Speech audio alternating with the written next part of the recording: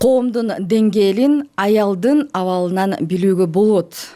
Мына ушул сөздү биздин Исхак Разаков өз учурунда белгилеп кеткен. Бүгүнкү подкастыбызда аялдардын ордун, аялдардын ролун коомдо көтөрүүгө аракет жасаган, ийгиликтерге жетишкен айым тууралуу болот. Бул көч баштаган айымдар подкасты жана анын алып баруучусу мен Назира Жусупова. Бүгүнкү подкастыбыздын коногу Бириккен Улуттар уюмунун өнүктүрүү программасынын гендердик ыкмаларды ишке ашырган адис Бермет Убайдилдаева. Арыбаңыз, биздин бүгүнкү студиябызга келип убактыңызды бөлүп бергениңиз үчүн сизге ыраазычылык билдиребиз жана ошондой эле бүгүн туулган күнүңүз экен, куттуктайбыз. Алгачкы эле суроо, мына ушул айымдардын ролун көтөрүү боюнча, аларды активдештирүү, алардын маселелерин чечүүгө көп жылдан бери жакшы иштерди жасап келесиз. Мына ушул тармакка сизди эмне тартты, эмненин негизинде сиз ушул айымдардын ролун көтөрөм, аларды ушул ийгиликтүү айымдарды үйрөтөм дегенге эмне түрткү болду? Бул тармакка келишиңизге эмне себеп болду? Назирайым, чоң рахмат студияга чакырганыңыздарга, куттуктоолорго. Бул өтө мындай жакшы суроо, себеби мен азыр ойлонуп көрсөм, эң биринчиден жанагы мен өзүмдүн жанагындай баягы мүнөзүм боюнча мындай социально ориентированный болсо, мындай социалдык бир маселелерге, көйгөйлөргө, анан кийин гуманитарий болгон үчүн мага толугу менен эле ушул коомдогу мондай болуп жаткан бир процесстер же болбосо мындай бир теңсиздиктер ушул жаатка келгенге чейин эле мондай кызыкчылыгымды көтөргөн. Ал эми так качан деген суроого мен айта алам, азыркы жумушума чейин мен GIZ деп бул Германияны кызматташтык уюмунун бир долбоорунда адис болуп иштечүмүн. Долбоордун адиси болуп, бул жерде биз 38 айыл аймактарда, бул бир 10 жыл өтүп калды андан бери, айыл жергесиндеги, айыл кеңештердеги жергиликтүү уюмдар менен, жергиликтүү бийлик менен ошо айылды өнүктүрүү программаларын ишке ашырууга атайын мондай бир көмөк катары мондай финансылык каражат жана гранттар берилчүлү. Анан биз ошол жанагы идеяңарды, сунуштарыңарды бергиле деп, эми биз ошо баягы долбоордун иш планына ылайык ар бир жанагы кызыктар тараптар менен жолуктук, ошого аракет кылдык. Жанагы биз алган жана сунуштарды карасак, алардын такай бир 95% баардыгы мондай инфраструктурага карата, мындай жалпы калкка карата, жолду оңдоого, тракторду, суу ирригацияда системалар болгон да. Эмнеси жанагы чет жактан келген мондай эл аралык өнүгүүдөгү баягы принциптердин бири бул теңдик принципи, туурабы? Бул деген ар бир топтор, аялдар болобу, улгайган адамдар, балдар, ошол адамдардын баягы керекчилик жана кызыкчылыктары камтылыш керек. Кийин биз кайтара ошо алган нерсе кайтара эле баарын чакырып, кечиресиздер, биз сиздерге мондай жардам көрсөтүүнүн дагы бирден бир талабы аялдар сөзсүз түрдө кошулсун, жаштарды кошкула, жана мүмкүнчүлүгү, инвалиддиги бар адамдарды кошкула дегенден кийин гана кандай деп ойлойсуз? ФАП маселелери, мектептин маселелери, бала бакча маселелери кошулуп, жана мондай бир цехтерди ачуу ошол мезгилде маселелер кошулгон. Ошондо мен үчүн мондай канчалык биздин коомдо эмне десем баягы бир тараптуу гана сунуш, же болбосо ушу чечүү маселелерин бир гана кандай баягы эркектер ошол жаатта иштеген үчүн же ошол жердеги жанагы эмне позициялар үчүн же болбосо ошол убактылары бар болгондуктанбы деген ошол эң биринчи азыр ойлоп көрсөмчү, ошол кийин ошол бул жумуштан бери жанагы эмне ар түрдүү долбоорлордун алкагында мына биздин эмне законодательствода улуттук мыйзамдарды өзгөртүү боюнча жакшынакай моундай инициативалар болуп, бул жанагы эрте турмушка чыгууга моундай бөгөт койчу мындай инициативаларды да колдогонго мен катышкам.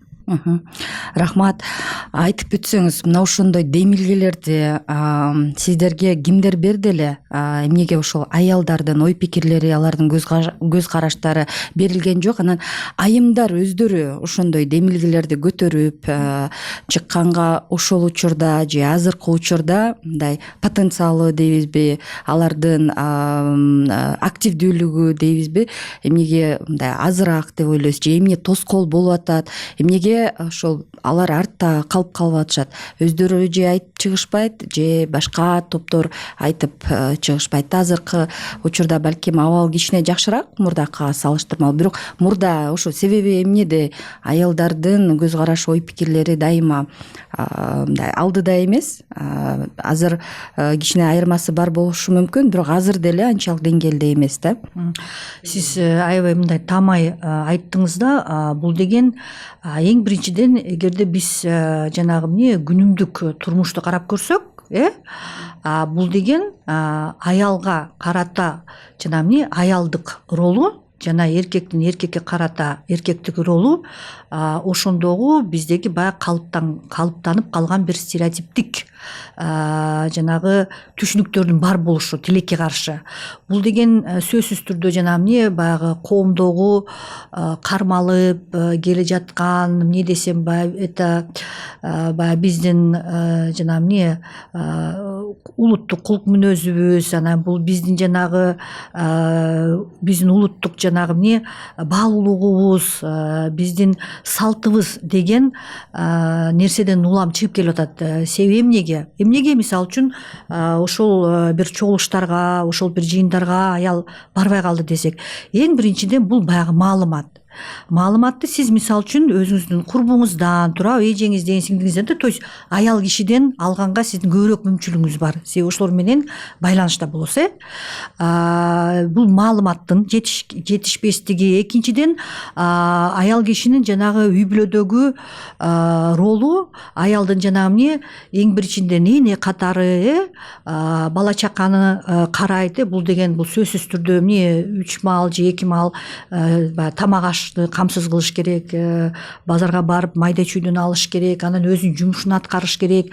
Эгерде бул жанагы эмне кайын ата менен жашай турган үй бүлө болсо, анда ал жердеги жанагы эмне тиричиликтеги жасаган жумушу дейли. Сиз туура айттыңыз, азыркы күндө балким могул ситуация өзгөрүп атат деп, бул чын-чынында биздеги баягы жаңы түшүнүктөр, даже жаңы эмес, ошол биз болгон нерсени атын атай баштадык да. Мисалы үчүн бүгүнкү күндө биз жанагы эмне аял үйдө отурат деп коебуз. Эмне кыласың? Жумуштай? Жок, үйдө эле отурам. Үйдө отурам дегенде аял жөнүнө отурбайт. Эгерде аял бир күн үйдө отурбай койсунчу, үй эмне болуп кетет экен да, жанагы эмне өтө бул нерсе эч кимге жакпайт. Андачы анда дагы эле жанагы аял күнөөлүү болуп. Бул деген жанагы эмне неоплачиваемый домашний труд деп коет. Бул деген үйдөгү жумуш, жанагы эмне акы төлөнбөгөн жумуш. Аял ошол жумушту көп аткарат.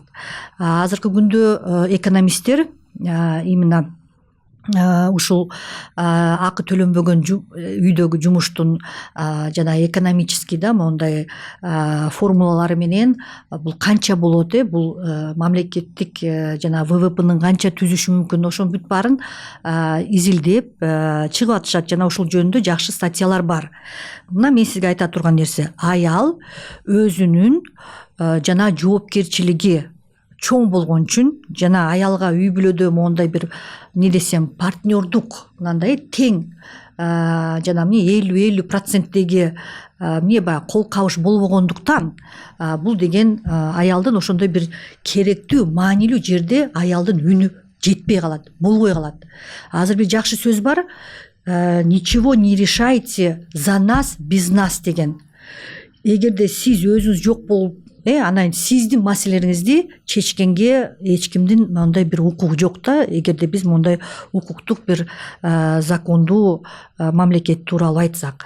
Анан кийин мына биздин деле улуттук статистика комитетинин жакшынакай бир мээси бар, инструменти, бул бюджет времени деп коет. Ошондо эле биз эсептеп чыккан маалыматка карата Кыргызстанда айыл жергесинде аялдар 4 саатка көп 4 саатын ушул үй жумушуна, үйдүн баягы тиричилигине, оокат аш деп коебуз, ошого кетирет, эми бала чака дегенде. Анан той топур, эмне банда социалдык эмне биздин айтабыз го, обязательство деп, социалдык баягы биздин дагы бир милдеттерибиз бар, ошолорго кетирет. А эркек 40 мүнөттөн 1 эле саатка чейин кетирет. То есть бул деген дагы эле ошол баягы эмне теңсиздик. То есть ошол 4 саатты аял өзүнүн өнүгүүсүнө, мисалы үчүн саморазвитие деп коелу, же болбосо өзүнүн эле ден соолугуна, өзүнүн эле ошо моундай эмне десем баягындай дем алуусуна кетирсе, аялдын ден соолугу жакшы болот. Особенно моундай эмне психикалык, менталдык ден соолугу дейли. Анан аялдарга, балдарга болгон, үй бүлөгө болгон жанагы бере турган энергиясы дагы мындай жетиштүү болот деп коелу да. Ошол. Рахмат. Мени кызыктырган суроо мына ошол сиз айым катары мына ушул маселелердин баардыгын иликтеп чечүүгө салым кошуп жатасыз. Жана ошондой эле ошол сизди биз мындай өтө салымы зор, айымдардын ролун көтөрүүгө салымы зор адис катары эсептейбиз. Анан өзүңүз тууралуу айтып кетсеңиз, мына ушул маселелерге карабастан кантип сиз кайсыл сапаттар эл аралык коомчулукта, биздин ушул Кыргызстандын менталитетиндеги коомчулукта сурулуп чыгып, маселелерди айтып чыгып, аны чечкенге кайсы сапаттарыңыз сизге жардам берип атат? Айымдарда ошол кайсы сапаттар болушу керек? Ар кайсы тармакта, балким бул бизнес тармагында, билим берүү тармагында болобу, айымдар ушул сиз айткан маселелерди чечип, аларды теңештирип, анан ийгиликке жетиш үчүн өзүңүздүн тажрыйбаңыз менен бөлүшүп кетсеңиз. Бул дагы мындай эмне десем кызыктуу суроо болду.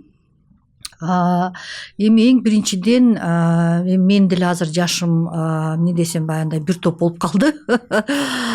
Бул деген жана эмне бир чети үй бүлөнүн ролун мен айтып өтүшүм керек. Себеби үй бүлөнүн ролу, үй бүлөдөгү алган мындай эмне десем тарбия, бирок тарбия бул ата эненин жанагындай моделинен деп коелучу. Эгерде менин апам кандай болсо да, то есть мен атамдын жүрүм турумунан эмнени көрсөм, жана кандай колдоо көрсөм, мен ойлойм ошол жанагы менин мындай бир бекем болушума, менин моундай бир чечкиндүүлүгүмө өтө чоң салым кошту.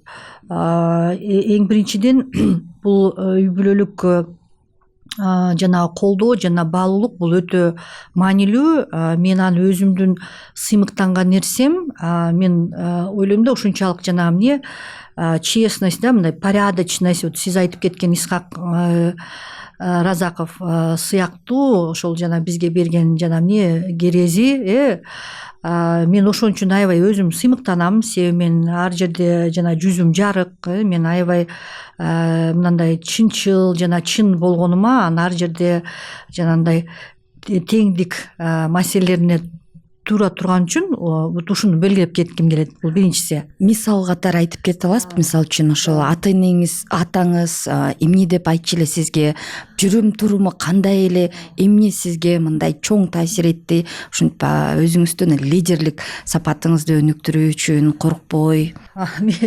Эми бул профессионалдыкы жаатта эми ушуга келишиме чейин сөзсүз түрдө мен ушул эмне жашоодогу басып өткөн жолум туурабы. Бул жерде үй бүлө, мектеп мен окуган, университеттер деп коеюн. Мен 3 жогорку билимим бар болгондуктан ушунун бүт баардыгы эми айтып өтсөм эмне үчүн мен эң биринчиден ата энем биз анчалык деле баягы финансылык бир туруктуу, тем более мен окуган жылдар бул баягы 90-чу жылдар эле, Союз курганчы.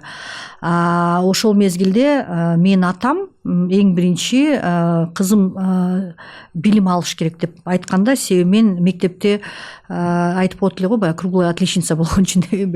Вот, бирок өзүм деле аябай билимге умтулат элем, себеби мен билет элем менин ордум кандай болот, мен кандай кылам. Анан мен биринчи эжекем ал бизге анкета өткөзчү экен да, кийин биз жолукканда айтканда, что бермет ар дайым мен историк болом, мен эмне жанагы адамзатты жанагы эмне ушул өткөн тарыхтын таржымалын айтам деп ушундай бир ар түрдүү баягы жана сизге эртерээк айткан элем го, аябай социально ориентированный ушу баягы характерим бар экен да. Вот, апам дагы ар дайым колдойт эле, менин эжем, сиңдим, бир туугандарым мен окуганда ар дайым ой бермет моундай кылып атат, же болбосо жана чын эле үй иштерин бербей эле тургула да, то есть бул адамга убакыт керек деп, окуган деп ушундай колдоо болгон. Бул анык чын да. Анан окуу деген сөзсүз түрдө бул финансылык ресурстар керек эле. Ошондо үй бүлөдөгү жанагы эмне бар болгон нерсени ушу мага жумшашкан. Ушул бир.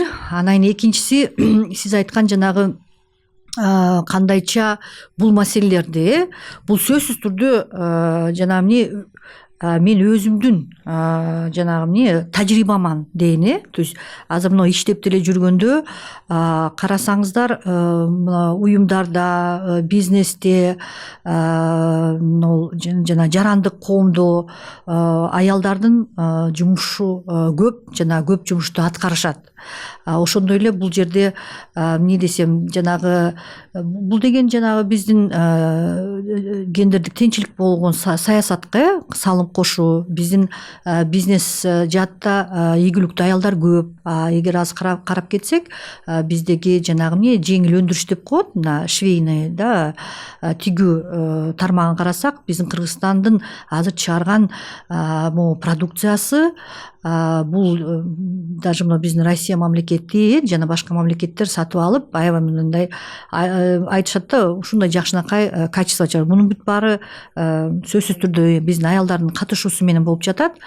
Жана сиз айткандай бул күнүмдүк турмуштагы баягы көргөн кейстер деп коелу да, бир ситуациялар. Мен мына жумуш аркылуу жанагы эмне зордук зомбулук боюнча дагы бир-эки жакшы долбоорлорду алып барганбыз. Эми ошонун аркасынан мисалы үчүн атайын кызматтарды өнүктүрүү боюнча, же болбосо атайын эмне баягы бул жанагы эмне жапа чеккен аялдар менен иштөөнүн кандай методологиясы боюнча ушуларды деле өндүрүп, ушулардын жанагы эмне разработкасында деп коелу, бул деле көптөгөн аял жана эркек адистердин катышуусу менен болгон. Ошол бул эмне жумушта жана турмуштагы эле тажрыйбадан улам. Абдан жакшы бир чакырыкты айтып өттүңүз. Мына ушул айымдардын өз ордун табуу дейбизби, же ушул ийгиликке жетүүсүнө эң алгачкы пайдалуу бул ата энелик колдоо. Мына ушул кичинекей кезинде эле үй бүлөдө эгерде ата жактан да эне жактан да кандай гана тандоо болбосун, ошо бала эмнеге кызыгат, кыз эмнеге кызыгат, колдоо болсо, демек ал адам бул келечекте дагы мына ийгиликтүү инсандардын бири болот деп абдан сонун чакырык таштадыңыз. Сиздин дагы үй бүлөңүздө ушундай болгон. Анан ушул иштерди аткарууда айымдар тууралуу айтып кетсем, кандай кеңеш бересиз да сиз айымдарга мотивация боюнча, жанагындай тоскоолдуктар боюнча? Бизде азыркы коомубузда айымдарга карата кандай тоскоолдуктарга сиз кабылдыңыз, кайсыдай тоскоолдукка айымдар кабылып жатат? Анан кандай кеңештерди бересиз? Биздин менталитетке ылайык же биздин коомго ылайык кандай реакция кылыш керек, кантип жеңиш керек? Сиз өзүңүз кантип жеңдиңиз? Бир-эки мисал келтирип айтып кетсеңиз да болот да. Кеп кеңеш бул сөзсүз түрдө бул менен эми бөлүшүш керек. Мен эми өзүмдүн жанагы жашоо турмушуман өткөн жолуман айта алам, эң биринчиси. Анан экинчиси, мен деле балким кетилген бир катачылыгым болгондор, балким мен деле бир туура эмес чечимдерди деле кабыл алышым мүмкүндүр. Эми бирок азыркы күндөгү мен ойлойм жанагы жетишкендиктериме мен толук да мондай сыймыктанамын.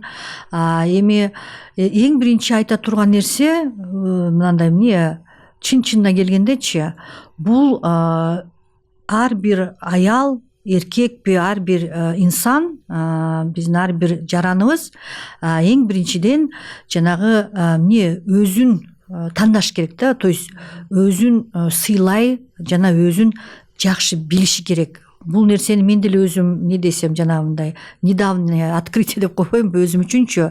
Себеби эмнеге? Бул жерде дагы могул биздин коомдогу жана стереотиптик моундай көрүнүштөр. Себеби биз эми мен жана эркек болбогон үчүн эркектерде бул процесстер кандай мен билбеймин. Бирок биз аялдар көпчүлүк учурда, бир гана Кыргызстанда эмес, дүйнө жүзүндөгү аялдар ошол баягы коомдогу ролунан улам ар дайым өзүн эмне десем жана курмандыкка чалат да. Себеби мен кылышым керек, бул менден күтүлүп жатат, мен жакшы кыз, мен жакшы аял, мен буга жетишим керек депчи. Ошондуктан мен бере турган кеңешим, аялдар, кыздар сөзсүз түрдө билим алууга умтулгула жана ошо билим алууга убакыт тапкыла. Жанагы биз айтканы, биз 4 саат убактыбызды бул ошону туура бөлүштүргөнгө аракет кылып, же болбосо ошо жанагы үй бүлөдөгү ким жанагы күйөөңөр болобу да, же үй бүлөдөгү үй бүлөнүн мүчөлөрү менен туура үйдөгү жумуштарды бөлүштүргөнгө аракет кылып, өзүңөрдү өнүктүргөнгө аракет кылгыла. Эмне үчүн? Себеби мына мүлкүңүз болобу, үйүңүз болобу, алтыныңыз болобу, бирөө жарым аны алып алат. Алганга мындай шарт болуп калышы мүмкүн да, эми айтайлы. Эми башыңыздагы билим сиздин ошол жанагы навыки да, айтайлы, аны эч ким ала албайт. Буну мен айтпадым, мага чейинки чоң философтор жана акылмандар айткан нерсе, бул ошол чын эле туура экен да. Себеби ошол билим менен, ошол тажрыйба менен жана кесиптик моундай жакшы бир навыктар менен ар дайым эмне жанагы жердин үстүндө бутуңар күчтүү турат. Бул эң биринчиси. Экинчиси, эгерде аялдар моундай кыйын учурда, кыйын абалда болсо, үйрөнүш керек. Биз уже 21-чи кылымда жашап атабыз, уже технология кандай нерсе жетти, айфондор күнүгө алмашып жатат, уже Марска учуп атышат. Ошондон улам аялдар эч качан мындай коркуу сезими бар болсо, ошонун үстүнөн иштеши керек. Мен азыр силерди бир психологко баргыла, тигибу деп айта албайм тилекке каршы. Себеби мен өзүм деле психологко барган эмесмин, бирок психологиялык мондай подкасттарды же болбосо мондай болгон бир статьяларды окуймун. Себеби эң биринчиден ушу коркуу сезимдин үстүнөн иштеп, мен айта турган нерсе, бул деген ар дайым аял өзүнө өзү мындай ачык болуп туруп жана уялбай, кыйынчылык болсо аны айтыш керек. Коркпой. Да, үй бүлөлүк зомбулук болобу, да, же болбосо экономикалык бир кыйынчылык шарттар болобу, жакындарына, туугандарына, же болбосо мына биздин эмне жанагы мамлекеттик атайын структуралар бар, ошолорго кайрылыш керек, жардам сураш керек.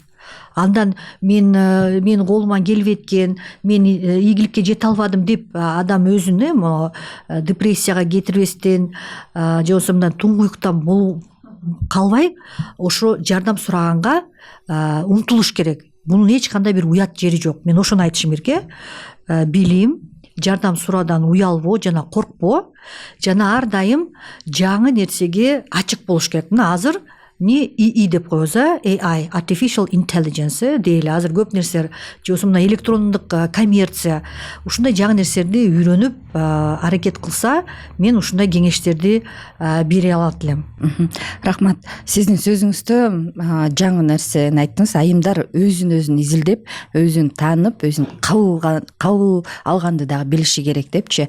Бул абдан маанилүү болду. Ошол аялдар азыркы учурда ошол өзүн да жакшы таанып биле элек деп ойлойм да. Мисалы үчүн кандай жөндөмдүүлүктөрү бар, балким өздөрү билбеген жөндөмдүүлүктөрү бар, өздөрү изилдебеген үчүн жанагындай кыйын кырдаалдарга кабылып калышы мүмкүн. Ошонун өздөрүн кабыл албагандыгы үчүн дагы жана сиз айткандай көп курмандыктарга чалып, же болбосо өзүн жакшы көрбөй, мына ошолорду эгерде кабыл алып, өзүн кандай болсо кемчиликтери менен кошо кабыл алса дагы ошол аялдарга бир топ жеңилирээк болот беле деп айткым келип жатат. Абдан жакшы нерсени айттыңыз. Ошол аялдар курмандыкка чалбай, ошол өзүн биринчи таанып билип, анан кабыл алса жеңилирээк болот депчи. Абдан жакшы. Анан уланта берсек, биздин подкастыбыздын максаты биз ошол айымдарды мотивация берип, стимул берип, кандайдыр бир тоскоолдуктар болсо аларды коркпой жеңүүгө багытталган болчу. Анан бирок ошо сиздин ийгиликтериңизди көрүп сыймыктанып, ошо сиз өзүңүз жөнүндө айтып берсеңиз. Ийгилик бул сиз үчүн эмне? Анан кайсы бир кыйын учур болсо, артка кетпегенге сизге эмне мотивация берет да? Кандайдыр бир китеппи же инсандарбы, ошолорду карап, ой, мен алдыга жылышым керек деп мындай мотивация аласызбы? Кыйын учурлар болот да, ар бир ошол жумушта, балким жеке жашоодо. Анан ошондой учурларда сизге эмне мотивация берет? Кайсы китептер, кайсыл тасмалар же кайсыл адамдар? Ошолор боюнча айтып кетсеңиз. Эгерде өзүм тууралуу кандай бир мен баягы же рецепттер эме же мындай кандай мотивация бар, ошол тууралуу айтсам, мен ойлойм, эң биринчиси жанагы ушул маселелерди коомдогу мынандай бир гана аял эркек эмес, жана башка, мисалы үчүн бизде майыптуулугу бар, же болбосо биздин жаштар азыр деле, жаштардын деле ролу чоң. Биз могу келечек жаштарда ошолордун баарына моундай эмне деп коебуз, баягындай катышуусуна, алардын деле мындай үнү угулушу боюнча мындай көп ойлоном да. И жана айтып кеткендей, обострённое чувство справедливости деп, ошол бир чети мени мындай эмне десем, бир каттуу бир нерселерге түртөт, моуну жасаш керек деп. Иногда даже кээде ал даже мага өзүмө мындай жаман терс таасир да тийип коюшу мүмкүн да. Себеби ар түрдүү ситуация болот да. Ошондуктан мен айтат элем, мотивация бере турган нерсе, мен ар дайым эгерде жасаган жумушумдан ийгиликти көрсөм, ошол мага аябай чоң мотивация берет. Ошол эле жемиштер, мисалы үчүн жанагы үй бүлөлүк зордук зомбулуктан жапа тарткан аялдарга көмөк көрсөткөн биздин, мисалы үчүн атайын бир инициативалар бар эле. Ошол жумуштар боюнча жанагы эмне аялдардын мындай эмне десем, баягындай өзүн мындай баалуулугун сезип, бир жумушка аракет кылып, ошол турмуштун ошол кыйынчылыгын өткөн мезгилдерин көрүп, кийин таптакыр башка мындай күчтүү аял болгонун көрүп туруп аябай сүйүнөсүң да. Ушундай нерсе мотивация берет. Бирок, конечно, мындай жемишке жетиш үчүн аябай көп убакыт кетет. Бирок эгерде мындай оңойраак бир рецепт десеңиз да, бул чын-чынына келгенде өзүңө мындай убакыт бөлүшүң керек. Мен эми айта албайм, мен идеал эмесмин деп, бирок мен деле акыркы ийгилигим деп, мисалы үчүн баягындай эмне спорт менен машык угулуу. Себеби биз ушунчалык жана эмне жумуштап, мондай түшүнүк бар да, аялда биринчи смена, экинчи смена, үчүнчү смена дегендейчи, туурабы? Биринчи баягы мамлекеттин ишин бүтүрөбүз, анан келип туруп үйдөгү жумуштарды кылабыз, анан кийин дагы дегендейчи, дагы урук туган дегендей. Ошон үчүн жанагы энергиянын, убакыттын табышы аябай кыйын, бирок мен ошону карабастан мисалы үчүн эми көптөгөн аялдарга айтат элем, азыр ютубтар бар, видеолор канчалар бар, йога менен мисалы үчүн это заниматься кылышса болот. Ошондой нерселер мисалы үчүн мага аябай жардам берет. Ушул нерселер жанагындай эмне десем, энергия берет. Ошо эгерде мотивация менен ушуну айтып өтсөм. Тоскоол болсо дагы, кыйынчылыктар болсо дагы ошолор менен алектенип алдыга кетиш керек. Ооба. Рахмат. Анан айымдар жөнүндө сөз кылып атпайбызбы? Ошол баары бир деле Кыргызстанда кичине айымдардын шарты саясатта болобу, экономикада болобу кичине маселелер бар. Анан сиз бул тармакта адис катары көп жылдан бери иштеп жаткан айым катары кандай мындай чакырыктарды айтасыз да? Биздин ошол маселелерди чечүүчү адамдарга, айымдардын эмнесине көңүл бургула, кандай чечимдерди сунуштайсыз жана ошол айымдардын өздөрүнө кантип ошол маселелерди чечсе болот деп өзүңүз буга чейин сунуштап келгенсиз, азыр дагы айтып кетсеңиз. Мен анда бул подкастка келишимдин бир мындай жашынакай бир шылтоосу, мен былтыры Борбордук Азия университетине гендердик теңчиликти адвокациялоо мектебинен окуган үчүн жана ошол мектепти бүтүргөн үчүн кирип жаткан үчүн мен аябай, мага да бул өтө чоң жакшы таасир берди да. Себеби мен жумушумда гана эмес, жана мына жарандык коомдогу активизмди анан кийин ага кошо ушундай биздин окуу жайлар атайын ушундай көмөк көрсөтүп, жана ошол жердеги катышуучу аялдарды көрүп, мен аябай эмне десем, биздин баягы аялдар жаатындагы, теңчилик жактагы мындай жемиштерди күтсөк болот деген бир тыянакка келдим. Бул деген независимо от того, да, азыр кандай ситуациядабыз, кандай тенденциялар болуп жатат, ага карабастан баары бир кандай гана заман болбосун, сөзсүз түрдө чыган, сөзсүз түрдө өзүнө бекем ишенген, жана ушундай эмне баягындай принциптери бар, ушул жумушка, ушул күн тартипке теңчилик боюнча биз баягы СУР 5 деп коебуз го, биздин жанагы максаттардын 5-чи максаты. Ошол үчүн күйүп жанган биздин аялдарыбыз, кыздарыбыз ар дайым болот. Жана ошолор ошол биздин жанагы ушул жаатта иштеп, ушул теңчиликти жылдырып жаткан биздин баягы аялдарыбыз, алар бири-бири менен ар дайым мындай эмне десем, байланышта болуш керек. Ушул да бир өтө маанилүү нерсе да. Анан кийин биз жанагындай мүмкүнчүлүктөр болгондо, да, это жана эмне аялдардын особенно лидерлигине, мисалы үчүн айта өтсөк, былтыры баса уже 1 жыл болуп атат, Кыргызстанда биринчи жолу аялдардын лидерлигин колдоо боюнча мамлекеттик программа кабыл алынды да. Бул деле жакшы шарт, бул деле жакшы мүмкүнчүлүк. Бул деген биздин аялдарыбыз ошол нерселерге мындай катышып, жана өзүн мындай эмне биз барбыз деп баягы эмне үнүн, голос, да, то есть ошол нерселерди көрсөтсө болот. Ушуну айтып өтөт элем. Рахмат. Ошол мамлекеттик органдар менен дагы кызматташасыз да, анан ошол мамлекеттик органдарга да иштеп жаткан, чечим кабыл алуучу инсандар ошол айымдардын, деги эле айымдардын ролу тууралуу ошо билишеби? Кыргызстанды биз балким коңшу мамлекеттерге салыштырганда биздин ошол айымдар канчалык деңгээлде активдүү, алардын маселеси канчалык деңгээлде чечилип жататыны сиз эл аралык коомчулукка дагы көп чыккан айым катары тааныйбыз. Ошол башка коңшу өлкөлөрдө эле ошол дын дагы айымдары менен баарлашып келесиз. Ошолор тууралуу дагы айта аласызбы? Алардын шарттары кандай, окшоштуктары кандай, айырмачылыктары кандай депчи биздин айымдар менен?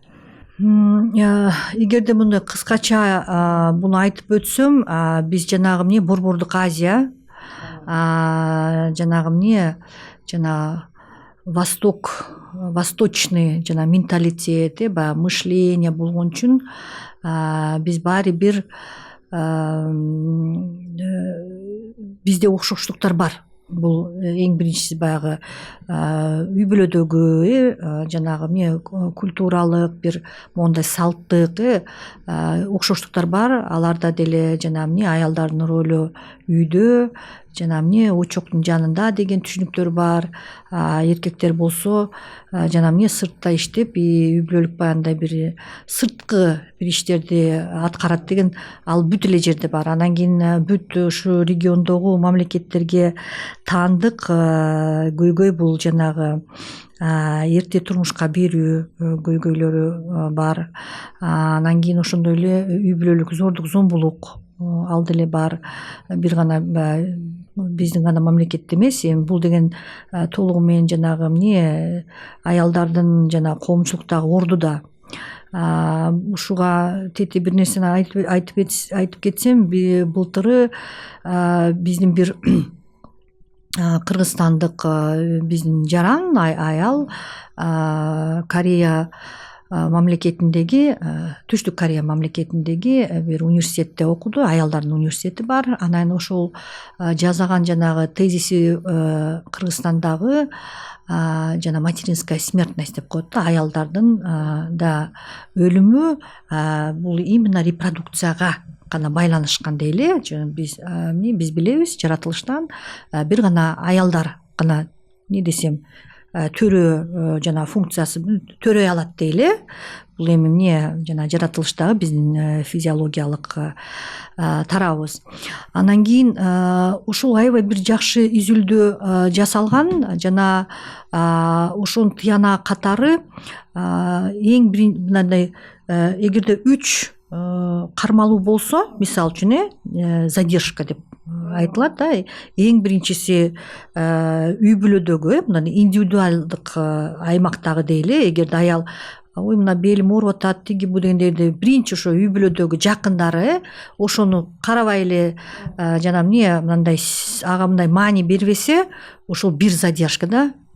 Анан экинчиси болсо, эгерде больницага барыш керек, тоол аймак болобу, мындай эгерде мындай шаар эмес жана больница бир алыс жерде, роддом бир жанында эмес жер, ошол задержка же болбосо ошол жана таксиге акча жок задержка, ушундай болсо бул экинчи чоң бир коркунуч келтирет экен. Анан үчүнчүсү ошолордун осложнениясы барып туруп жана эмне аялдын өлүмүнө алып келет экен. То есть, значит, эң биринчиси жанагы биз айтып өткөн аялдардын эмне үй бүлөдөгү статусу, канчалык мындай ролу бар, канчалык сөзү өтөт, канчалык жана чечимге мындай бир чечим чече алат дебейинби, туурабы? Ошондуктан бул дагы эле мындай көрүнүш мына биздин региондогу эле эми биздин эми күчтүү тарабыбыз деп коелу, эми Кыргызстандагы биздин аялдарыбыз могул бизнес ишин, кичине жана эмне чакан бизнести алып барууда ролдору активдүү жана бар. Жана биздин жана эмне микрокредиттик компаниялар дагы көбүнчө жана бир данныйларга караганда аялдарыбыз аябай көп алышат экен моундай үй тиричиликке, ушундай бизнес үчүн. Андан сырткары биз айтып өтсөк, мисалы үчүн менин ал таптакыр эле жумушум болсо да, мындай опший эгерде картинаны карасак, биз билебиз, мына биздин спортчу кыздарыбыз, алар менен биз сыймыктансак болот. Анан биздин ол илимий жактан азыр билебиз, Лондондо иштеп жаткан химик Кыргызстандагы биздин атул кызыбыз Асель. Аны айтып өтсөк болот. Жана биздин чыган аялдарыбыз ошо Кыргызстандагы үй бүлөлөр, үйдөгү эмне деп койсом жана эмне домохозяйство деп коелу, ушулардын бүт баарын функционалы аялдардын эмне десем ол аялдарда турат. Рахмат. Убактыбыз аз эле мүнөттөр калды. Сиздин келечектеги пландарыңыз тууралуу дагы айтып өтсөңүз, ошол өзүңүздүн ошол жумушуңузга байланыштуу айымдардын ролун көтөрүү боюнча кандай пландарыңыз бар, кандай иштерди белсенип ушуларды жасайбыз деп план коюп жатасыз? Ошол айымдардын, аял затынын Кыргызстандагы ролун көтөрүү үчүн, аларды ошол ийгиликке жетилүү үчүн жана өзүңүз дагы. Мен жанагы сиз кандай китептердеги нерсе азыр эсиме келип кетти, ошону айтып өтөйүнчү. Гүзел Яхина деген жазуучу аял бар. Ошол жазуучунун Зулейха открывает глаза деген китебин менин бир кесиптешим, ушул теңчилик жаатындагы иштеген кесиптешим сунуш кылган эле. Мен ошол китепти мондай взахлеб деп коеюн, ушундай окудум. Себеби бул жанагы параллель койсок, вот чын эле биз турмушта кандай кылабыз? Атам заманы болобу, советтер мезгили болобу, азыркы мезгил болобу, бүт эле ошондой экен да биздин вот ролубуз алып барган. Мен ойлойм, эгерде биздин аялдар ушул китепти окуп же даже фильмин көрсө, жакшы нерсе алышат өзүнөчү, мондай инсайттарды деп коеюнчу. Анан кийин мен могул ушул түшүнүгүм, калыптануумдагы дагы жакшы могул ушул аялдардын укуктары боюнча, адамдардын укуктары боюнча иштеп жаткан биздин чыган эксперт аялдар жана жарандык коомдун активдүү активисткалары чоң мага таасир берди. Мен аны айтып өтүшүм керек. Мен өзүм монтип болуп калган жокмун. Өзүм деле салымым көп. Эми баягындай окууларга катышып, жумуштагы тажрыйбам, жумуштагы өнүгүүм боюнча. Эми сиздин сурооңузга айтып өтсөм, менин эми жеке пландарым сөзсүз түрдө жана эмне пока бьется сердце дегенде, могу пульсум иштегенге чейин, пока эмес мен бармын, ушул акыл насаатты кандай иштөө керек, кайсы жерде жардамым тие алса, мен ошого чейин иштейм деп ойлойм. Биздин коомубуздун өнүгүүсүнө, аялдардын шартын жакшыртуусуна, аялдардын биздин мондай чечим чечүүчү мондай деңгээлдерге жетишүүсүндөгү болгон ар түрдүү мына демилгелерде болом деп ойлойм. Анан кийин бирден бир чоң бир максатым, аны биз азыр бир эки кесиптештер менен сүйлөшүп атабыз. Бул биздин могул окуу жайларда сөзсүз түрдө мондай дисциплина бар да, gender studies депчи. Бул деген аял анан эркектердин мондай мүмкүнчүлүктөрү, укуктары кандай болуш керек, кандай теориялар бар, анын бүт баары мондай биздин Кыргызстанга адаптация кылып, биз айткандай баягындай менталитеттеби, биздин мондай кулк мүнөзгө, биздин тарыхыбызга мындай тете келген, но эмне десем, мондай бир современный ладта болгон бир жакшы бир окуу программалары болсо деп ошол жөнүндө азыр жакшы бир талкуу жүргүзүп жатабыз. Балким ушундай бир магистрлик программалары болуп калышы мүмкүн. Анын үстүнөн иштеш керек. Рахмат. Демилгеңиздер абдан мыкты, ийгиликтерди каалайбыз, ишке ашат деген дагы чоң ишеничибиз бар.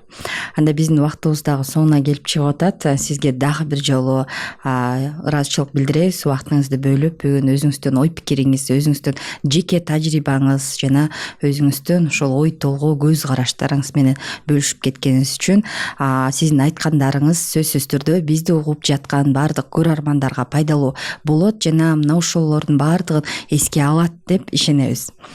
Ал эми урматтуу көрөрман, сиз Көч баштаган айымдар аттуу подкастты көрдүңүздөр. Бул подкастта биз Бириккен Улуттар уюмунун өнүктүрүү программасынын гендердик ыкмаларды ишке ашыруу боюнча адис Бермет Убайдилаева менен болдук. Бүгүнкү маегибиз ал эми биздин подкаст бул Борбор Азиядагы университеттен ошол гендердик мектеп программасын алкагында уюштурулду. Сиздер менен мен Назира Жусупова болдум.